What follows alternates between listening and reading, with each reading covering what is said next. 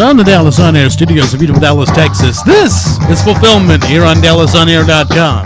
And now here's your hosts, the Vegabomber and the Film Samurai. Welcome, everybody. I'm here, and to the left of me is also the Film Samurai. Carlos, say hello to him. Hello, everybody. Ready to talk movies? Yes, we're ready to talk movies, and as you guys know, with all the hype that's been... What do you mean movies? We're talking one movie today. Well, that's true. One movie. But you know, it's as long as a couple movies, right? So Avengers Endgame, that's exactly what we're talking about today. So, Carlos, I know you've seen it. So before we kind of jump into some of our other features today, I always find interesting the crowds that you go see it with, because that will determine kind of how the rest of the day will go. So tell me about the crowd when you went to go see the movie. The crowd when I went to see it, I saw it at the Angelica Theater in Plano, and that's an art house, right? It's Carlos, foreign films, a little closer to you. Foreign films and art house stuff. It was a pretty decent audience. I mean, it was mostly full. There was a whole section in the front that wasn't, but they were pretty quiet throughout the movie. I mean, the girl sitting next to me, that was a little more enthusiastic. You could tell she was a fan, I guess. I'd seen all the other movies, so she laughed and got sad at some scenes. She was into it. Yeah, a lot of people getting up and leaving the theater because the movie was 3 hours, so there were a lot of bathroom breaks, I guess. Well, somebody actually even made a video to tell you what the appropriate times were to go to the bathroom for the movie. There was several. I don't know how many hits it got, but I'm sure it got a lot, because I'm sure a bunch of people were thinking, man, I got to hold my bladder for 3 hours? What's the best time to go in the middle of the night? They act like there's never been a 3-hour movie before, right? Apocalypse Now or Right? Return of the King, all the Lord of the Malcolm Rings X. movies, right? Yeah, exactly. Something that takes my attention span? No, you sit on the couch for 12 hours going, I just binged 12 hours of Game of Thrones. And without complaint, or bathroom breaks. Shut up. It's rare when movies are 90 minutes anymore, right? Yeah, it's true. There's no true. such thing. So. Well, where I saw it was at the Alamo Draft House, one of the newer ones that they've built up here. And as you know, that can be a pretty unique experience in some good ways and also in some bad ways if it's too many fans of the same thing there. Which Alamo? Because there's 3 of them here. Yes. So the Alamo Draft House that I went to was the new one that's over there in Irving or Las Salinas. Mm-hmm. So that one's fairly new. I haven't been to that one yet. I've been to the Richardson, Lake Highlands, and downtown. Yeah. Well, I can say the crowd there was good. There was none of the annoyingly everybody clapping at every single thing or people talking going, that was this Easter egg right here, like you can hear as they're trying to tell their friends. I can say it was actually a pretty good experience there. It was the second time that I saw it because I had to do my film research for you guys, right? It was the second time I saw it. There was just a lot more of the seal clapping and people laughing at every single thing. Like they could just do one thing and people laughed. Like the guy that sat next to me at Shazam. Oh my God. He's clapping and laughing at everything. Yeah. So what I thought we would do for our first segment is our normal first segment is pick of the week, but we already know what the pick of this week will be because there's only maybe 2 or 3 other films that were released this week that dared to go up against this game, this movie, the Endgame. So I thought what we do is in the Marvel Cinematic Universe, maybe what we would do, wiki, is kind of let the fans know of Fulfillment, who we think is the crew of Fulfillment, what were our favorite films leading up to this Endgame. So your top 3, 4, or 5, Carlos, what would you say? Yeah, I've seen just about every Marvel MCU film except maybe Thor 2, maybe one other one. I don't know. I've only seen all of them mostly once. I saw them in theater and just never watched them again. Okay. My top. Well, let me go backwards. I'll go from not worst, but third favorite to first. Good, better, best. The Incredible Hulk, Edward Norton. Okay.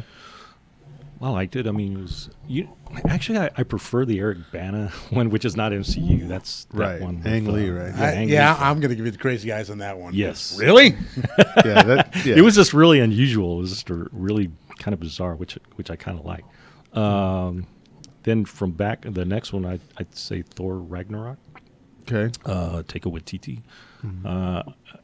The plot was total nonsense, but I liked the visual style, and I kind of went in on the humor because I was expecting it with Taika Waititi. He's going to make the movie funny because the guy has that New Zealand sense of humor. Right. So, yeah, you kind of got to expect he's going to put all his, Yeah. side. So I dug it. I like Valkyrie. She was great. Can- I love that actress. Can I speak on Taika Waititi for a moment? Yeah, go ahead. Just because I know we don't talk TV on this show. Sure. But what we do in the shadows is the funniest thing I think I've ever seen. The series? Yeah, the new Okay, I haven't series. seen the series. Okay. I've seen the movie. The movie's great. The TV hilarious. series goes right off the movie's sense of humor. It's not the same actors, Yeah.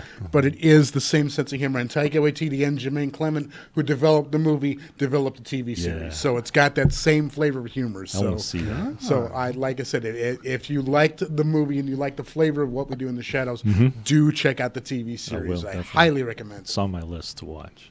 Put it down. And then finally, Captain America: First Avenger.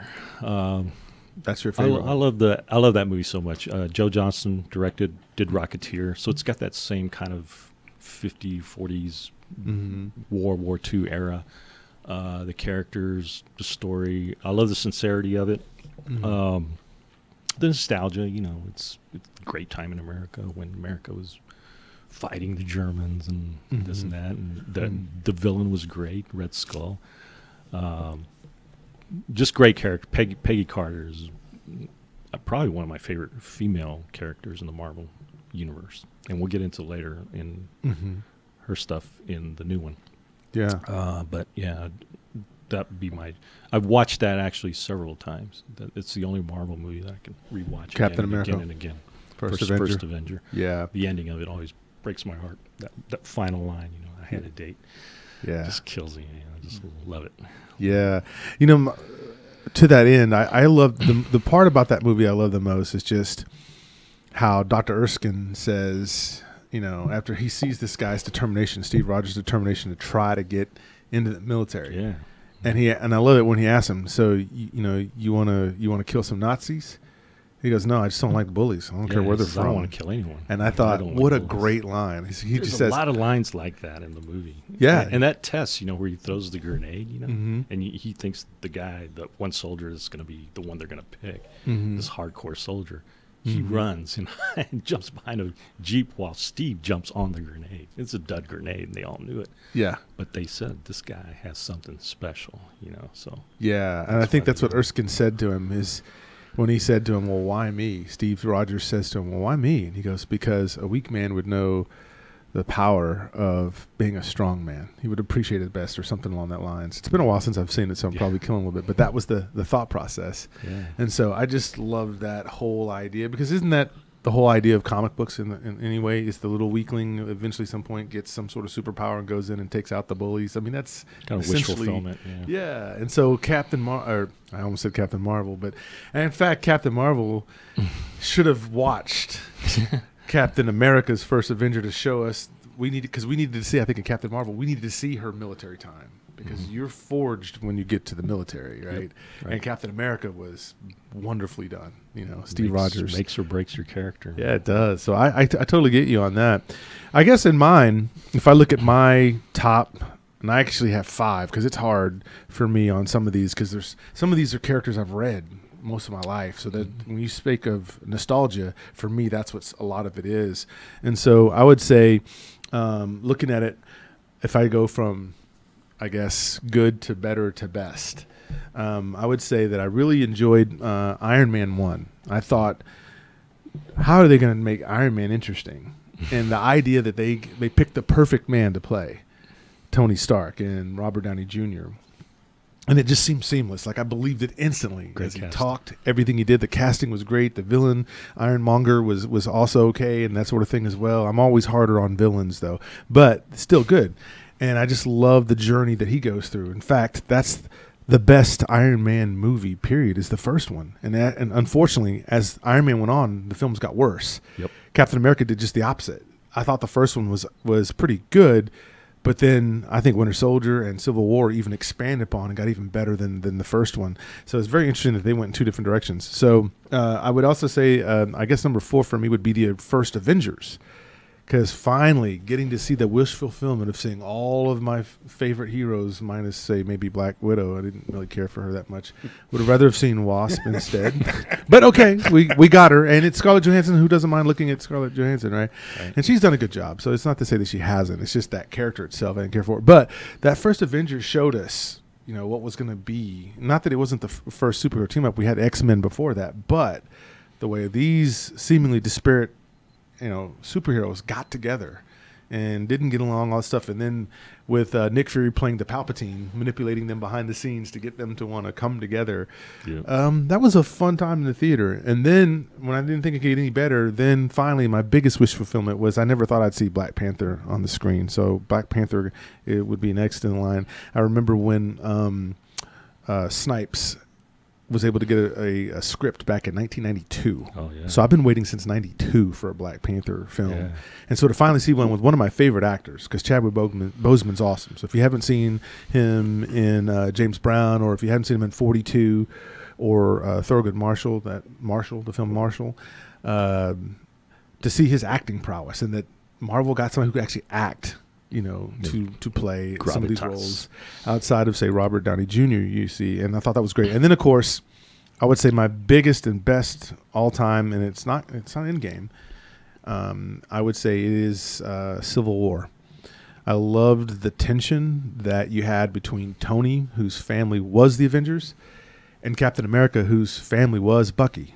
And so what happens when those two things collide? Captain America will protect family. Tony doesn't have any family, so he'll do anything to protect his family. So to have those two be at odds, something that serious in a comic book movie, which before then it really wasn't that serious. It was just punch the bad guy in the face and retrieve the blue glowy thingy that he has, right? But in Civil War, I loved that Robert Downey Jr., and then, of course, it's the introduction of Black Panther, and I thought he was just a G in that film. So I loved how they portrayed him in that film more than even in his own film. But just that whole thing. And I thought Zemo, that's one of the most underrated villains in there. And I love the fact that a guy with no superpowers can send them on a tizzy and mess them up because he's 10 steps ahead of them. Right. It's Right. like a chess game. And then you understand why Zemo did what Zemo did. Right, because it's explained in the movie. So you Look, understand he's risen again. Happy Easter. Yeah. So it's like it explains to you the motivation, right off the bat of villains. And I think with villains, if you never really know their true motivation, if they're just doing bad stuff to just do bad stuff, and if they're just mustache twirling the mustache twirl, that's not that interesting. Mm-hmm. But here we understood, and he actually couldn't blame Zemo in some ways. His family was destroyed by all the falling schmegma, I'm one of these guys that I usually root for villains in movies. I'm just that type of person. I don't know where that came from, but I usually identify with the villains more than the heroes a lot of times. Well, that's interesting, though, because we already know what's going to happen with the good guy, the protagonist. Yeah. He's going to overcome his crap, and he's going to beat the bad guy. So really, the interesting part is, how bad can the bad guy be? How far can the bad guy push him to get to where he needs to be? So, yeah, in a way, if he pushes him to his nth degree, like the way Joker pushed Batman in Dark Knight, yes, that makes him much more interesting than Great superhero. example. Yep. So if I had to rank them, those would be my top 5 Marvel films leading up to Endgame. And so speaking of Endgame, and all those of you who are watching live and those of you who will be watching this on video later, let's get into that. So Endgame, we're going to talk first, non-spoiler. And then when we do talk spoiler, I'm going to hold up a sign so you can see it as well as say it, so that you'll know if you have to go ahead and pause this until you've had a chance to see it. But first, we're going to talk non-spoilers. So you saw the movie this weekend. I saw the movie this weekend. Carlos, your initial thoughts? Okay, my initial thoughts on Endgame. I was mostly entertained by it. Mm-hmm. I appreciate the ambition of it, of trying to wrap up 21 films in a final film, trying to check all the boxes, trying to give each hero their moment in the sun. But it came off kind of staged to me. Everything was kind of okay. This person's going to do this thing at this moment and that moment, and there was some moments I enjoyed in the movie. I kind of appreciated more the quieter scenes. The opening scene with Hawkeye was great. I love that opening, just that little part. And the scene with Tony and his daughter, and then the scene with Tony and his dad, John Slattery at the army base. Those are great scenes. I love those little quieter moments. When it gets to the third act and the end, again, it's just so over the top and so much CGI and special effects. Yeah, I kind of get it. You got to kind of have some you have to have spectacle in it, and the spectacle was decent. I mean, it was good. Yeah. But I wasn't like blown away by it or anything. Yeah. Yeah. Overall, just it's okay. I mean, Yeah. I'm won't rave about it. Like it's just I'm kind of cynical about these kind of movies because they're just, to me, they come off as very processed, formulaic. Yeah, just cut and paste. Yeah, no, I understand. Yeah. Well, my initial reaction was, oh my God, 3 hours is what I was thinking at first.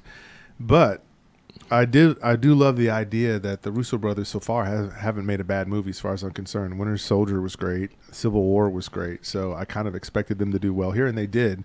When you think of what they had to overtake, like you said, 21 movies, but the focus here had to be on the original 6. Yeah. Right? Exactly. Because you've got this next crop of Avengers that are coming up that we're starting to learn about. So the way he chose to handle and focus on the original 6 was pretty interesting. And so I like the idea. The movie, just so you guys know, first act is a slow burn, but that's not a negative because it's setting things up. The second act is still kind of slow, and then the third act, I think there's a solid hour of nothing but just pure action. So it's going to come. Wait for it. The old phrase, wait for it. You can find that there. I will say that I still think Infinity War is better. I would watch Civil War over this movie easily again because I think Civil War just had more for me. I understand what they did here. I don't think this is the greatest Marvel movie. It's certainly not the worst at all. And it's better than mediocre for sure because there's some really adult themes going on here, especially a lot of themes about family that kept coming up over and over and over again. So I do like it. But I would probably say that my initial thought was Infinity War was a little better. Yeah, I actually preferred Endgame over Infinity War. I just didn't care for Infinity War at all. Okay. There was some iffy parts, of Endgame, but otherwise, for the most part, I preferred it over Infinity. I'd watch it again over Infinity War. Okay. Yeah. 3 hours. You think they could have cut it down? And see, this is great, and that's exactly the point. I think there were ways to do it, and see, this goes to our film brains now, right? So, as you know, in film class, they might tell you that don't tell it, show it. And sometimes just a scene can be a pan up or a pan back, a zoom in or a zoom out, right? And if the actors can just show it on their faces, you don't even need the extra dialogue. So I think there's at least 30 minutes too much in the film. Yeah, that's what 30 minutes way too much. Because I think at this point in time, and in case Zach, you know this as well, we've seen a lot of movies now. So it's not hard to see where you're taking this particular scene, right? So I think the best thing a director can do is say, well, the audience, assume the intelligence of the audience and say, listen, we don't need this full 3 minutes here. How can we tell this with just a shot? What we want to say here. And I think that's what will hopefully push us to. But Zach, I'd love to hear what you think on that.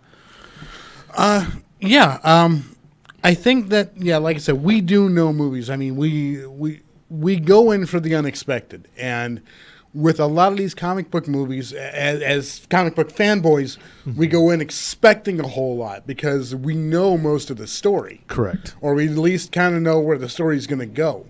We take value in those moments that shock us, that stun us, that we have something that we haven't seen. Yes. Or something that we've been expecting to see and getting it to see come to life. You take in Rogue One, the Darth Vader finale scene. Spoilers if you haven't seen it, but it's 5 years too late on that. But I mean, you wait for that one moment where the lightsaber lights up. It's the one lightsaber in the whole film, and he's just kicking ass over the whole thing. That's right. It's that type of moment that we as film goers go to see. And it might be, something touching. It might be something exhilarating. It might be something stunning. or it just might be that one moment that makes your jaw drop. That's what we go to the films for. That's right. And when we get that exposition, when we get all that over explanation, we go, okay, either you're heavy handing it to the folks who aren't comic book fans, or you're taking your audience for granted. And I mean, do you really need to wrap up?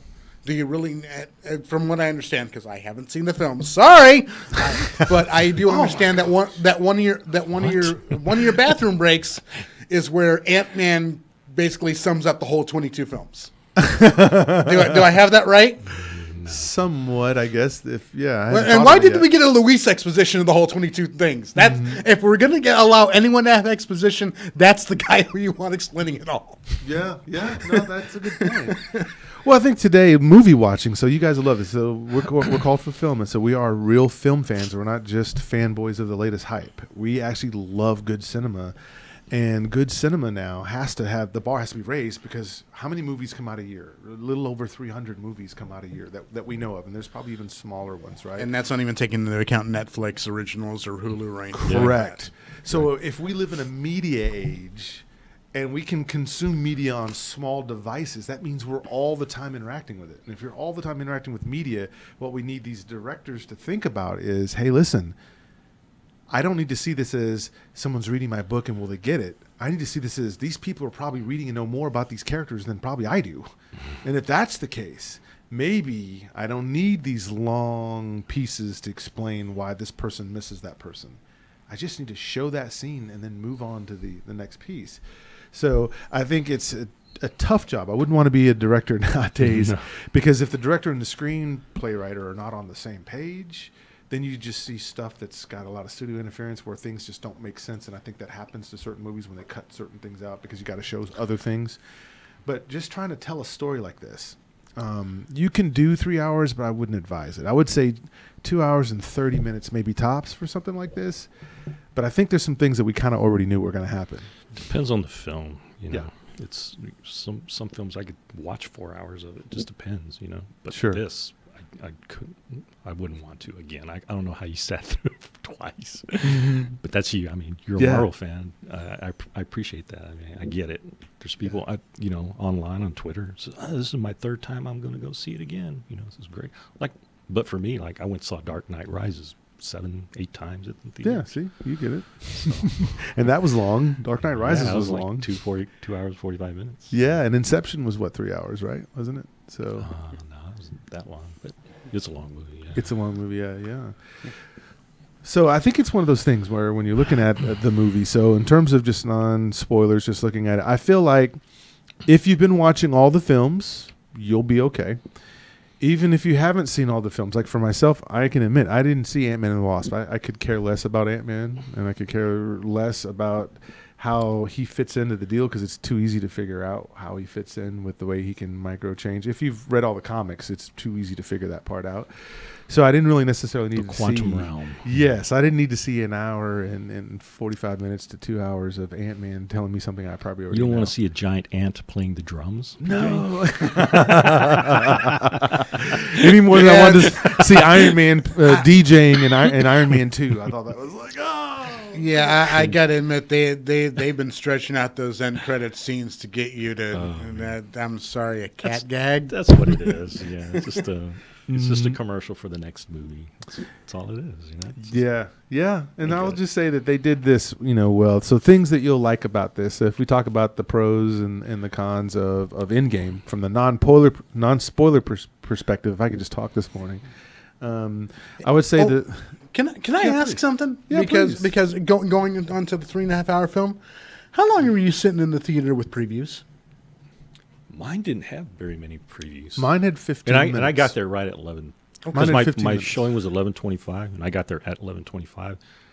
And I don't even remember seeing. They may have already showed them by then, because I had a reserved seat, so I didn't have to worry about finding a seat. So yeah.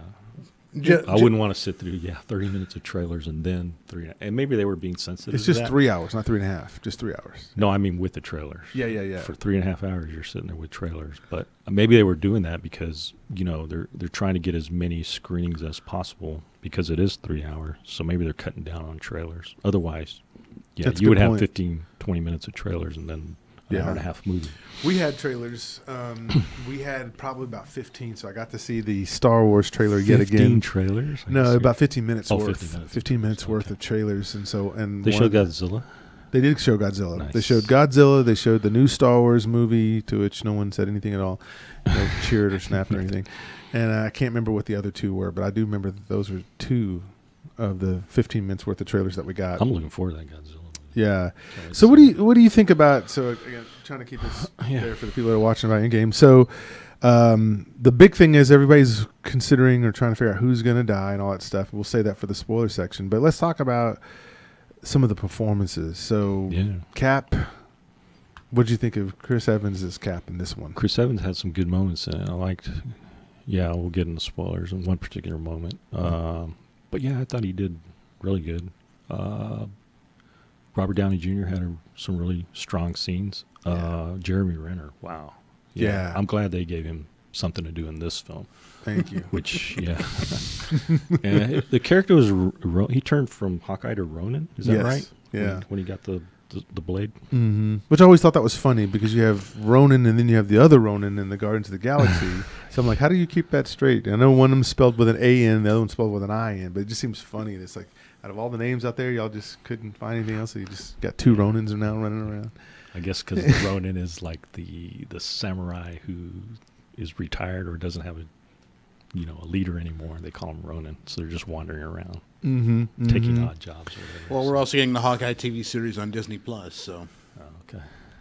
Is that going to be with Jeremy Renner? yes. Oh, It wow. is excellent. Well, that'll work. Well, I'll say there was a character that did stand out. Now, when you talk about Endgame, you're talking about every character in the MCU shows up. If that's a spoiler, then it just is a spoiler. But you'll see pretty much every one of them show up. And so you then have to say as a director, well, which one should I focus on? I know I have to focus on the original 6 because that's what this started with. But part of the non-original 6, I'll say that the character of Nebula, I was extremely surprised by. Because at first I did not care. I'll go on record. I didn't really care for Guardians of the Galaxy that much because I didn't read it. I feel the same way about Guardians of the Galaxy as I do about Ant-Man. I also can recognize that those were enjoyable films for some people, but I didn't really care. But I will say this. I think that the actress's name is Karen something. Gillan? Gillan, yes. Beautiful actress. She did an acting job here. This was not just someone picking up a check. And she's got, heavy makeup on. So. Heavy makeup on. But with that, she emoted, like you saw emotion in her face, although she was partly robotic, I guess. Yeah, she's part robot. And so I would say that, when you think about these movies, everybody always talks about what was the standout performance. And I got to say that Karen Gillan as Nebula, I agree with that. she knocked that out the park. And I thought that was And she was key to the whole plot of the movie, too. She absolutely was. Now, we have to talk about this because this is fun for a lot of people, and it's controversy. And as Kazak already told us earlier, controversy works. And so it was going to be about Captain Marvel because not a lot of people liked her film, although a lot of people went and saw the film, evidently. Not a lot of people liked her characterization because she didn't come off the most likely. So she's in this film. And I'll say in this film, she didn't bother me as much as she did in her own movie. I'll say that. Okay. And the problem I have with her, and now we really get geeky here a little bit, is the power set. Because in her own movie, they didn't really explain her powers, really. And all we saw in her own movie was that she's super, super powerful. And in fact, when I saw Captain Marvel, I thought, oh my God, Thanos didn't have a chance. You don't need these other superheroes. She can lick them easily. And so I noticed how they chose to choose her because in the movie, Captain Marvel's there for a few scenes in the beginning and then a little later on, but she's not like one of the constant threads throughout the whole film. And I think they had to do that because I think the Russo brothers realized, oh, shit, she could kick his ass all by herself. So we got all these other guys that we're bringing back. What's going to happen? Yeah, a 2-hour movie instead of a 3-hour movie. So what they did to her is they pulled the Princess Leia on her. Just how Princess Leia just disappeared in Force Awakens for a big period. And then Princess Leia disappeared in The Last Jedi all of a sudden when she was in the coma after doing Space Mary Poppins. I like that moment. I did. Oh. Now, hate on me all you want. I like Mansonize. I'm just gonna I'm say quietly judging you. I'm just gonna say Jedi Force powers activated. Yeah, it made me happy. I'm sorry, it did. Oh boy. It's That's subjective. a conversation for another time. Just like the lightsaber and how Maz Kanata had it and all that. All right, so that mess. right. So the villain in this movie. So that's an interesting part. Thanos, Josh. It Brolin. is Thanos. Once again, we can't go into spoiler territory yet, but we will say Thanos is there and he does his thing once again. And Josh Brolin. Convinced. I'm never not convinced. Now, whenever I see Josh Brolin, the first thing I'm going to think about is Thanos. Right. Right? Yeah. And he's been in several great movies, but the way he characterizes and epitomizes Thanos, and by the way, Thanos, I love this. This is what we got away from in superhero movies. Real fighting techniques. When he does fight and throw down, I love that they didn't lose that from the last movie, because in Infinity War, he beat the crap out of Hulk. And in this movie, he's handing out beat downs. And I love that they didn't, because you know how they do sometimes. In one movie, the director was somebody did it a different way, and then in another movie, the director sees that guy a different way. No, he's still an ass kicker, and he still beats. He puts that gauntlet on you, whether he has the gauntlet or doesn't have the gauntlet. He's just a fighter, and I actually he's like a that. warrior, right? Yes. And the other thing about Thanos that we've been neglecting in all these films is that he is a fully realized character. Yes. I mean, you can actually see his logic, you can see his thought process, and you can actually kind of get behind him in some aspects. I mean, the thing about a good villain is that he can justify his actions wholly. Yes. And the beautiful thing about it is that they wrote that perfectly.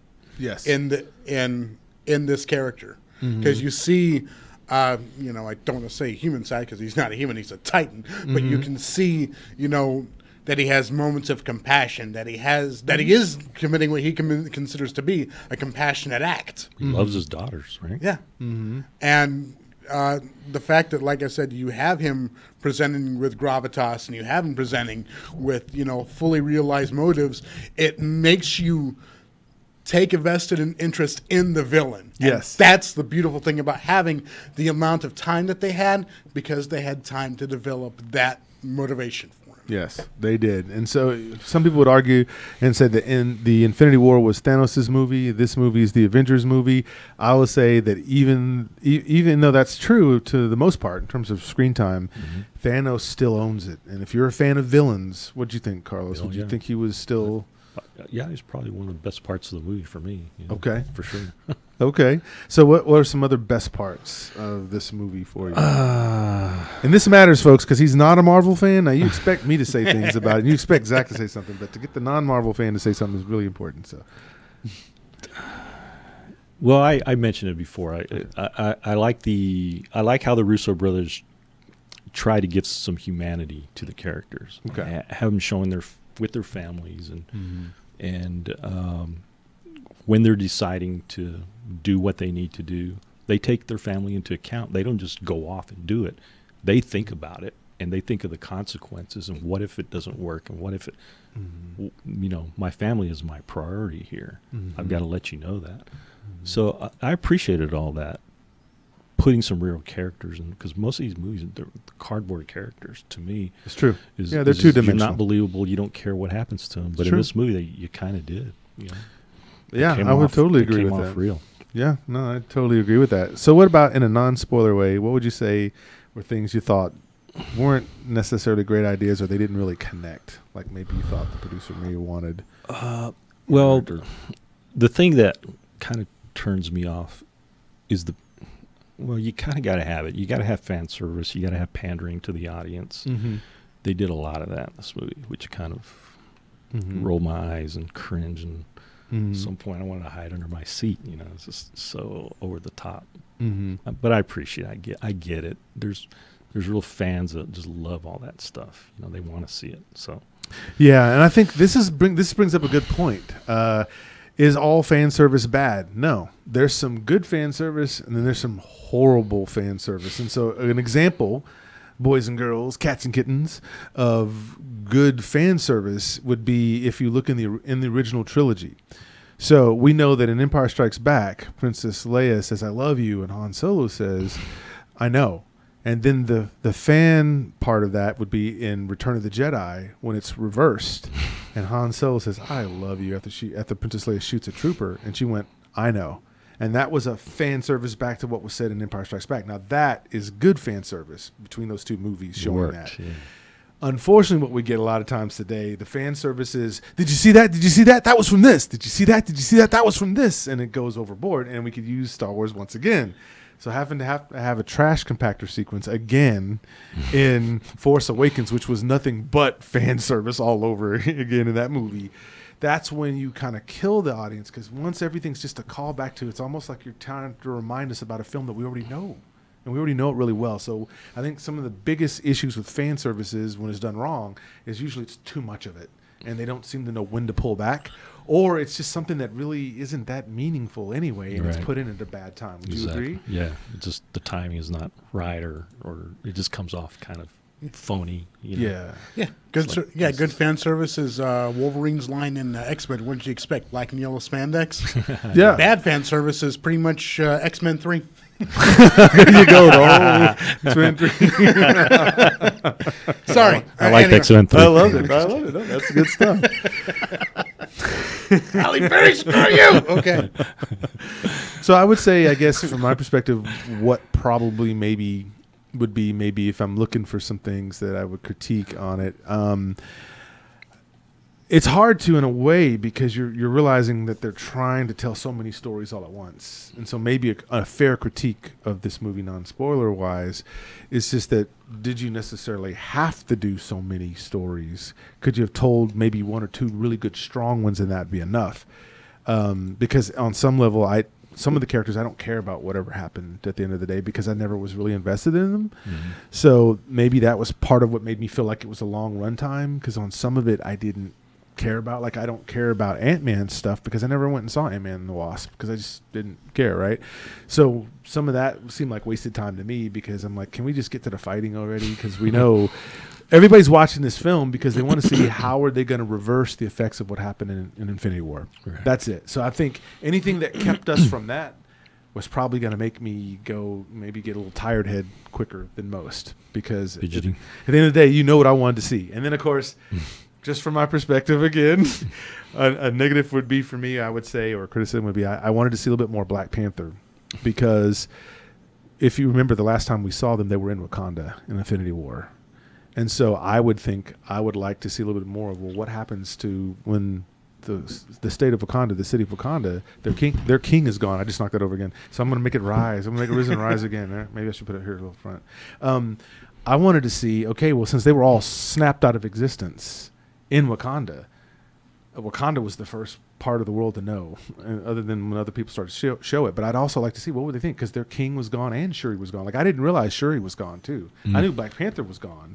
But evidently, this shows us that. No one else knew until the promo pictures came out. Yeah, so I'm just thinking, I would have loved to have seen, instead of all this stuff with Ant-Man and all that stuff, I would have loved to have seen, because he's a newer character. He's not one of the original 6.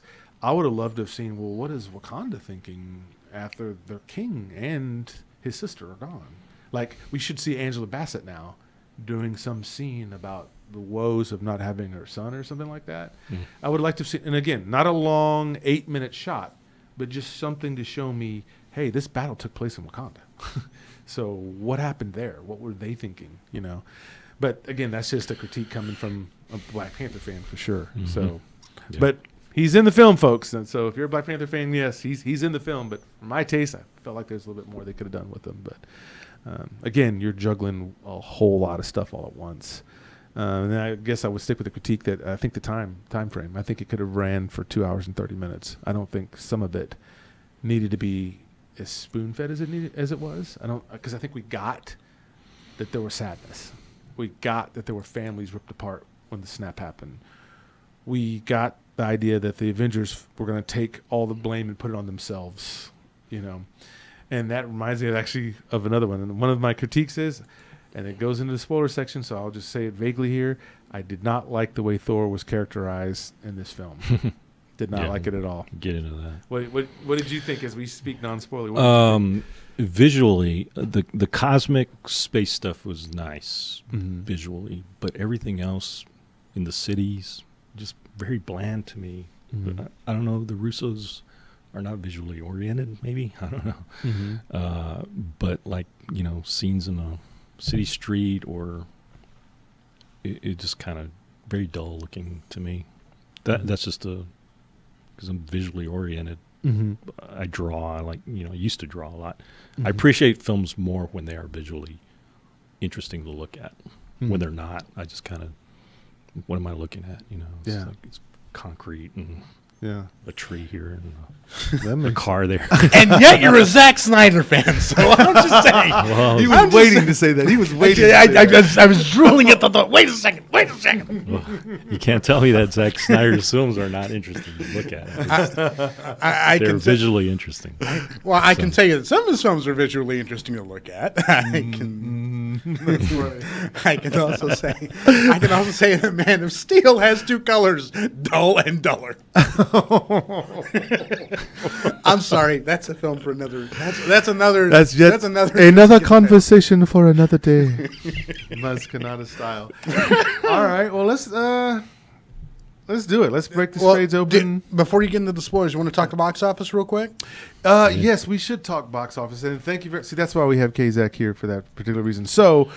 The numbers are still coming in, but what you probably want to know is so Thursday is considered preview day. So on Thursday, what we have as official numbers is that Endgame did $60 million already just that fast on Thursday, a preview day, which is a day that isn't a full day of showing the film. It's only from what would be considered after matinee to midnight. Then on Friday, a very strong day, it broke all the records. It did done up to 156 million at that point with Thursday and Friday together. That breaks 3 records. To give you a sense of that, the Avengers Infinity War only did 106 for the first 2 days, and Star Wars The Force Awakens only did 119 in just the first 2 days. So at 156, you see that there's a lot of people with interest in this film. Yeah, I got a shot of Box Office Mojo, and that's just the domestic total. Yes, that's the domestic total. So if we probably thought about that wider picture, it's probably already at 600 million. Is it open in China? That's gonna be huge. Yeah, and I think China's 217 million. Oh my god. Yeah. This is gonna be so. This film is on pace to break $1 billion in just 5 days, which would also be a record. And I forget which film it was before that broke that record, but. That's I think it may have been The Fast and the Furious back in 2017. Does it say how much it costs to make? What was the budget on that? Oh no, I didn't. I don't know right off the budget, but 500 million. Yeah, right, right on the Box film Office like Mojo has as a not available on production. Okay. So that's why we don't know. Okay, that makes sense. So the projected opening weekend here domestically, the projected is 354 million is the projected if it stays at the rate that it's going right now for the weekend totals. It could beat that. So we're going to go see it. And this is assuming that people have just seen it maybe 1 or 2 times yet. There's going to be some people who haven't seen it at all who are then also going to see it 2 or 3 times. There's theaters that are showing it 24 hours. Just running down the charts on Box Office Mojo. Yes. You've got opening day gross, number 1. Single day gross, number 1. Single day Friday gross, number 1. Widest releases, number 1. Fastest to 100 million. Fastest to 150 million. Widest opening. Yeah. it just ridiculous numbers. At this point. 3-hour movie. That's incredible. Yeah. And to think that we've got to live to see something like this, like back in the day, the best was maybe Star Wars and E.T. and Jaws and stuff like that. But to say we got to live to see 21 movies culminate into one big thing, because this is one whole arc that's been played out through all these movies. So we finally got to see somebody do it. I don't know that anyone will ever do it again, because I think at this point there may be some fatigue in there. But I hope not. I mean, we now have seen it in terms of connected universes and doing that sort of things. And this is it, right? They're not making any more Marvel movies, right? They are. They're going to do There's their a whole slate coming. Yeah, phase 2, which this is actually phase 4. No. Yeah, it is. To which I think I'm kidding. The only thing no, it's okay. It's a valid question. It is a valid question. It should be, because at some point you have to ask, when's enough? When's enough enough? Yeah. And I think if they would have continued, and we would get Captain America 187, Thor 5006, Hulk 28, that would be ridiculous. But the idea that they're saying, and I think it's smart by Feige, to say, no, let's rotate out the team, because in the comic books that's what happened. There were several different team members throughout the many years run of Avengers. Yeah, not to mention the fact that you've also got Disney Plus on the way, which is giving you a Loki series. It's giving you a I know we're getting a Black Widow movie. We're getting a Hawkeye series. What are we getting? We're getting a Winter Soldier and Falcon or Captain? Bucky and Captain Falcon series. So you've got that universe getting set to expand within the next year. So you're getting all those tertiary characters, plus you've also got all the popular characters coming back on the big screen. Yeah, and so now you have to ask yourself, if you're looking at it, and we're getting ready to go there, but you have to ask yourself now, am I interested in the characters that are left, that are the new guys, which we all know, this isn't a spoiler, but the new guys. So the question is, will people get into Scarlet Witch, Doctor Strange, Ant-Man and the Wasp, Captain Marvel, and Black Panther like the way they got into Iron Man, Hulk, Thor, Guardians of the Galaxy? All right, that's the big question we're about to find out. And I can see people maybe going back and wanting to see more about Black Panther because of what it had done. There's a lot of people who do not like Captain Marvel, so I'm wondering about that. And Doctor Strange was okay. I mean, it was a good film. It wasn't horrible, but it wasn't great either. But maybe Benedict Cumberbatch can do something with Doctor Strange. But then think about Scarlet Witch. Does anybody really care about the Scarlet Witch, really? Enough to get a TV series out of it, Scarlet Witch and the Vision. Yeah. Well, remember, they're going to have to rebuild him then. Oh, they're bringing Vision back?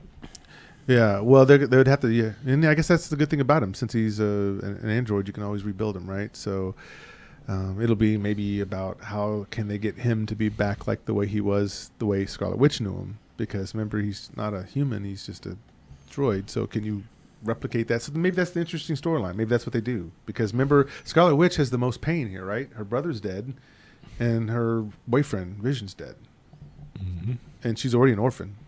So and she's already crazy. So maybe that's where they go with that. Maybe that's something. But it seems like this next group, there's nobody who's the big Joker and jokey joke guy, right? Because you had all that in Star-Lord, Thor, evidently, and Peter Parker. Oh, I forgot Spider-Man. Spider-Man's and Ant-Man.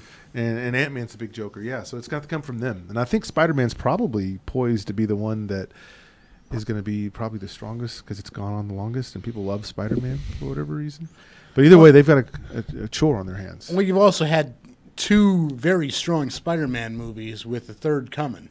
Because you got Far From Home on the way, and you have in two different versions. You have Homecoming, which was, I thought, a strong movie, and you also had Spider-Man Into the Spider-Verse, which in another way really kind of solidified the franchise. Yeah. Because we're getting a dozen of those films. Yeah, we are, which is kind of interesting because Spider-Man Still haven't seen it.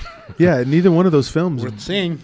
Broke $1 billion. That's the interesting thing about it. And the two that have are Captain Marvel, who's polarizing at this point, and Black Panther. So that should be pretty interesting to see how they do it because they're going to look at the revenue. And as great as Spider-Man is, he still didn't do what Captain Marvel did or Black Panther did on his own in his own movie. So that's pretty interesting. So that movie math is going to start coming into it. The budget is probably not as big on those Spider-Man movies, though. Those are Sony, so I don't think they put that much into them. Yeah. You can tell. I mean, the quality of the movies, they're not that great. At least I didn't think so. Yeah, that's the thing. All right, so we're 10 minutes in? Yeah. All right. Here we go. This is the point where I kind of check out. Yeah, so we've got to now talk about spoilers, boys and girls. So if you stay past this moment to the end, you're going to hear nothing but spoilers. And so the word of the day is spoilers. Spoilers. That's Spoilers. right. So that's where we're going now. So if you haven't seen the film and you don't want us to ruin it for you, go ahead and just pause this now. And what are you doing? Get up off the couch. It's Sunday. You're not doing nothing. Just go down to the theater. Try to get you some tickets and try to enjoy it. And because I think you may, right? All right. So now we're going spoilers. So what do you think, Carlos? What's the biggest spoiler that we learned? Well, Tony, obviously, right? That's right. That's right. And I thought it was going to be Captain America that dies. He doesn't. It's Tony. Yeah. Yeah. The biggest spoiler there is that Tony dies, and also another one of the legacy characters dies. Yeah, Black Widow. Black Widow. Yeah. Both dead. And then there's another one. There's two other of the original characters that are disabled. Right? Captain America and Thor. Thor. Oh, my God. And the only thing you're left with probably is Hulk, but this is a different Hulk. We've got Professor Hulk now. So now they've merged the brains Glasses and the Hulk. brawn together, and it's almost like a whole nother character. And he's funny, so if you like funny Hulk and not so much the smashy Hulk, that's what the Hulk you're going to have now going forward. Those are terrible. Yes. Oh. And so let's talk about pros then from a spoiler perspective. What were some of the pro things that we thought that we can say? Let's see. Spoiler.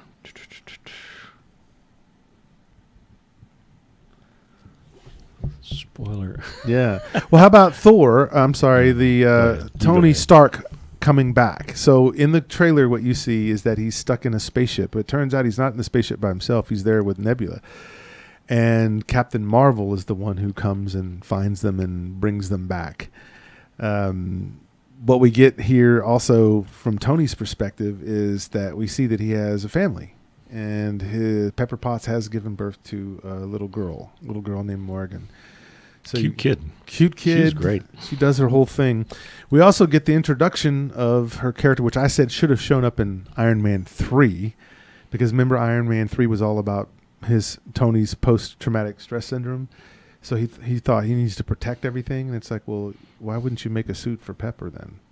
If it's protected you, to think you would just have Iron Man suits to guard your house and they still blew up your house. It seemed silly to me. And invite the villain to come to your house. And invite the villain to come to your house and start crap with you. Didn't seem like the right thing to do if you're trying to, save people. But in this film, Pepper Potts, she dons the Rescue Iron Man suit, which is in the comics. She was known as Rescue after a while.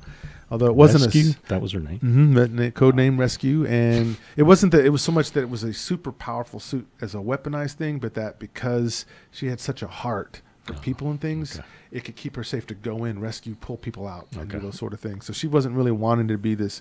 And I think later on they gave her the ability to do more fighting and stuff. But originally it was just the idea of There was no battle suit. She's thinking, how can I just sit back here and let Tony do all the fighting, and then he can't save everybody. So maybe I can dive in, save a few people, right? Mm-hmm. So you get Rescue now is in this film and shows up. So they do get the glove, and they have to do the glove by time travel. That's number 4. I've knocked this over, so I'm gonna do it like this. So they decide to do time travel as a way to get the stones back together.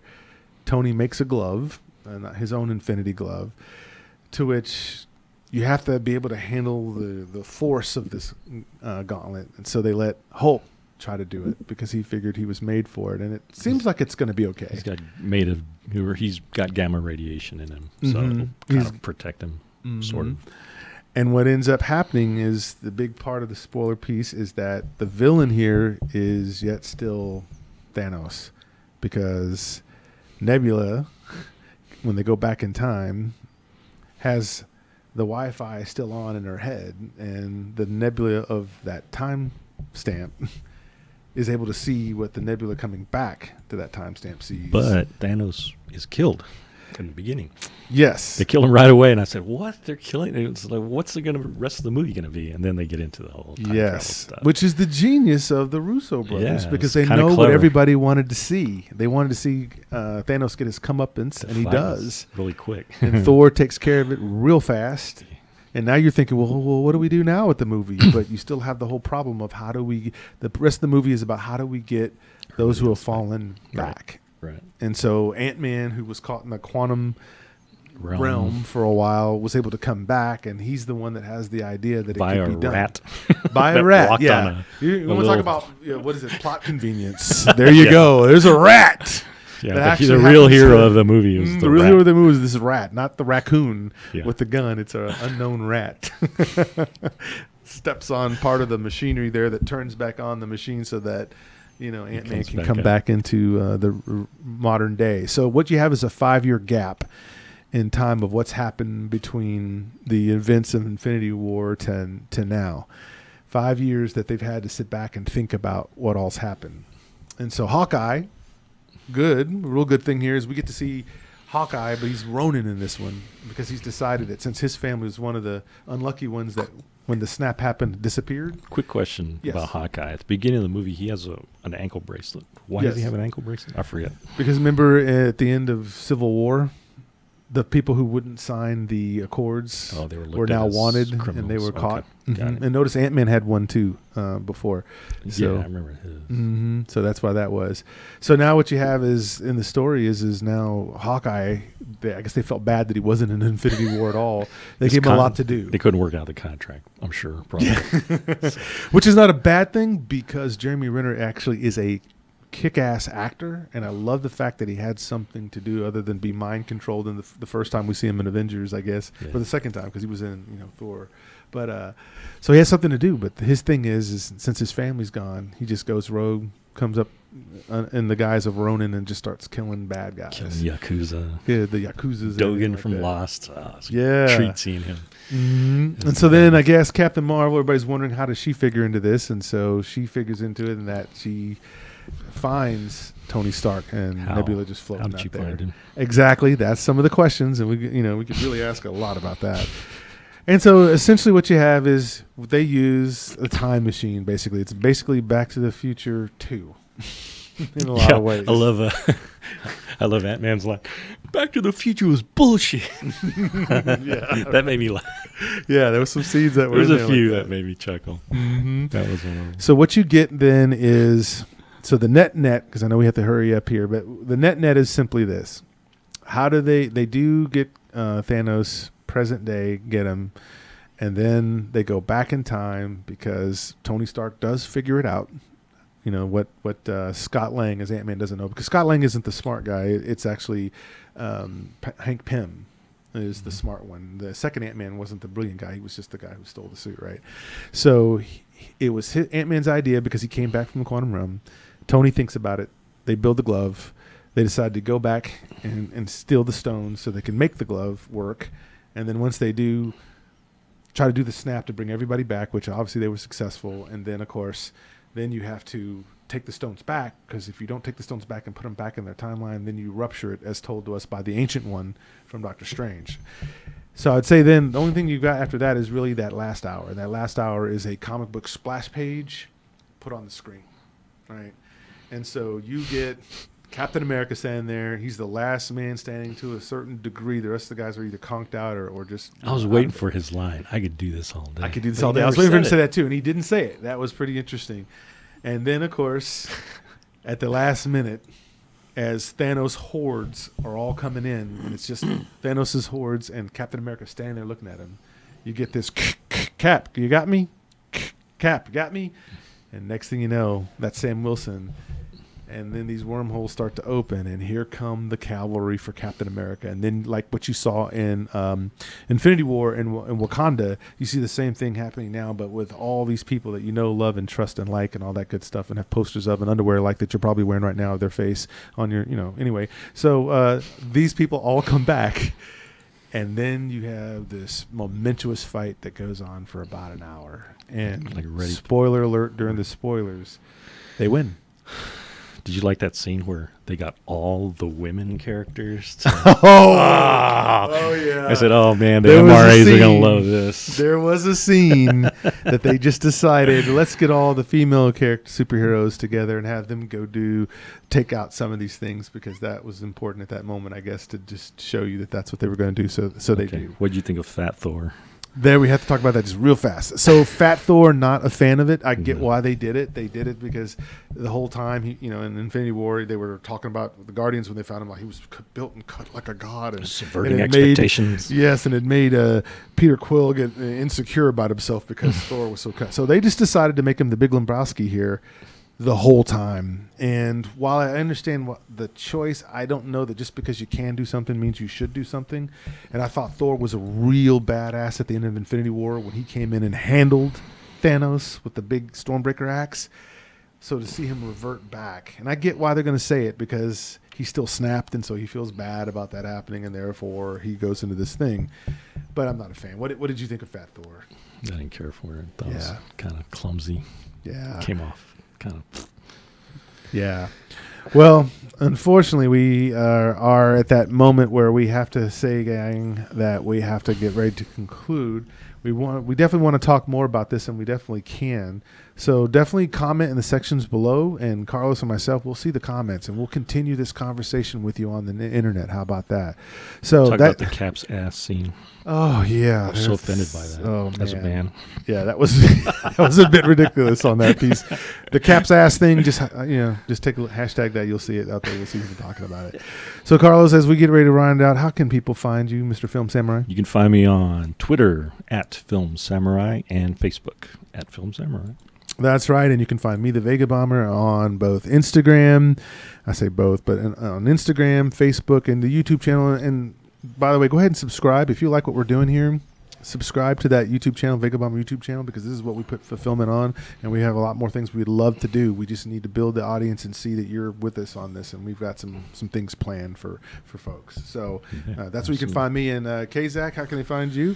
You can find me here every Sunday on various shows, including The Vortex of Doom, which is coming up next. You also have The Rant Court Pit, Isle of Toys, and Figment's The Unexplained Mysteries podcast here on Talk Nerdy to Me Sundays here on DallasOnAir.com, along with many of the other shows that are on demand. So please do check out the site. All right. Well, the next time we see you, it will be May 12th. So we'll get to talk to you about your Endgame hangover then. And I think the only movie that's come out about that time is the Pikachu movie and something else. But we'll look and see, and we'll have more for you coming May 12th. But until then, it's the Vegabomber Sayonara. and the Film Samurai. We're out. Just kick that theme music, yo.